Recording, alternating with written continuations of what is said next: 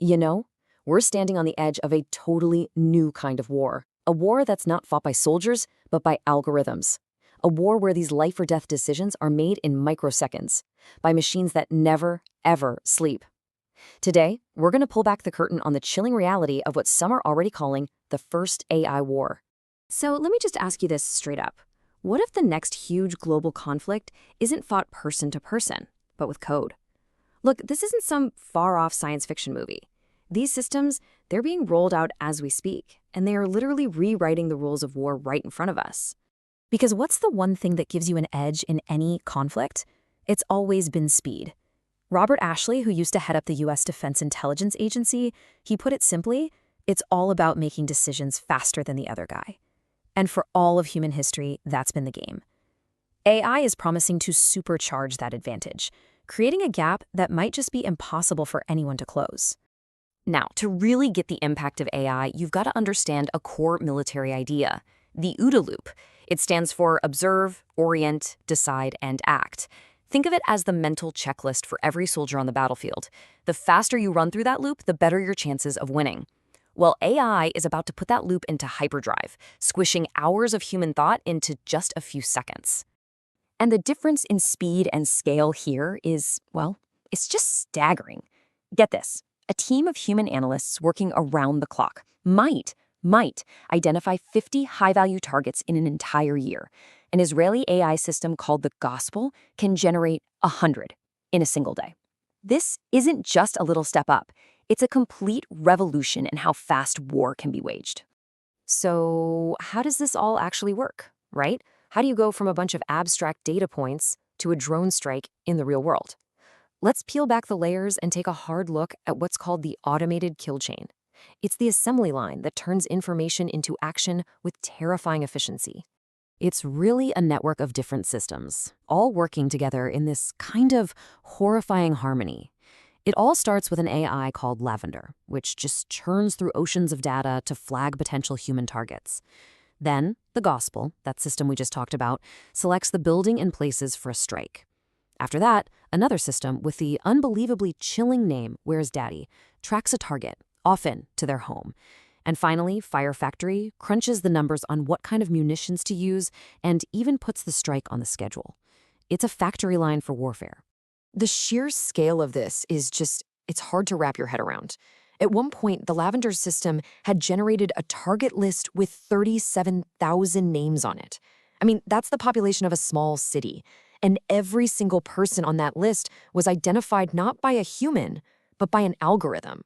One intelligence officer who was involved in this whole process, he just said the machine did it coldly. And that right there, that total detachment from the human cost, that's one of the most unsettling things about this new kind of war. The system doesn't feel anything, it doesn't second guess, it just executes its code. And that cold logic, it leads to some really brutal outcomes. See, the system learned that the easiest place to find lower-level operatives isn't on the battlefield, but at home with their families. As one officer explained, it's just much easier to bomb a family's home. The system is literally built to find them in those situations. Now, I have to stress, this is not some far-flung, distant future stuff. This is happening right now. But what happens when these technologies are fully unleashed in a large-scale war between nations? Well, let's step into a plausible scenario, pieced together from open-source intelligence, of how the first true AI war could actually ignite. Okay, so picture this. The year is 2026. Tensions are boiling over. The U.S. kicks off a massive military buildup in the Gulf. Then, a U.S. fighter jet shoots down an Iranian drone. A second aircraft carrier is dispatched to the region. The most advanced F-22 fighters are deployed for the very first time. And then, it happens. Operation Roaring Lion gets the green light. And on this new battlefield, you're seeing a full-on clash of AI philosophies. Israel's systems like Lavender, they're all about precision, finding that one needle in a haystack of data. The US is focused on something called Project Maven, trying to weave all this intelligence into one clear picture for human commanders. And then you have Iran, which, facing a tech disadvantage, decides to just unleash swarms of autonomous drones to overwhelm its enemies with pure, raw numbers. But this war wasn't just fought with bombs and drones. At the exact same moment the first strikes hit, Iran was slammed with what sources are calling the largest cyber attack in history. The entire country just went dark. The internet, government services, news, all of it, gone. The war was being fought on two fronts at once, one physical, one digital. Or maybe it wasn't just two fronts, because a third front opened up. A front where the battle wasn't for land or resources, but for the truth itself. This was a war on reality. Welcome to the age of what are being called ballistic fakes. Suddenly, social media was just flooded with hyper-realistic AI-generated chaos. You had videos that looked like Tel Aviv was in ruins. You had fake photos of downed stealth jets. People were even passing off video game footage as real combat. And this wasn't just a few trolls. This was a massive, coordinated campaign that reached over 100 million people, completely warping the global narrative in real time. So you have to ask, right, how does something like this fundamentally change warfare? Because it's so much bigger than just propaganda. It's a full-blown assault on the very idea of truth. It creates this effect called the liar's dividend. When the world is just drowning in convincing fakes, it becomes incredibly easy to dismiss real, actual evidence as just another fabrication. See, the goal isn't just to make you believe a lie.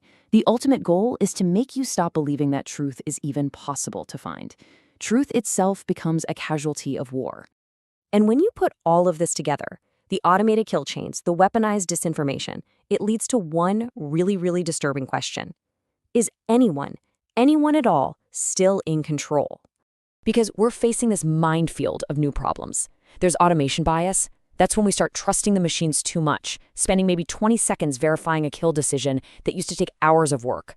There's the accountability gap. I mean, when an AI makes a fatal mistake, who's to blame? The coder? The commander? We start to see people not as human beings but as data points, and the whole speed of war just accelerates way beyond the pace of human judgment.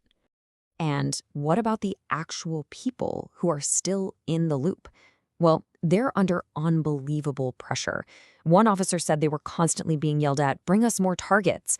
The system can spit them out endlessly, and the hunger for more and more strikes just becomes relentless. It's a kind of pressure that makes it way too easy to just trust the machine. So here's the bottom line. We're building a mechanization of death. We are relying on these incredibly complex black box systems that, frankly, we don't fully understand. And all of our laws, our entire ethical framework for war, it was all designed for a human speed world. It's just not built for this. It is struggling to keep up. Which leaves us with one final and pretty sobering question. If AI begins to control the targeting, the speed, and the very reality of war itself, will humanity still have any control over its own future?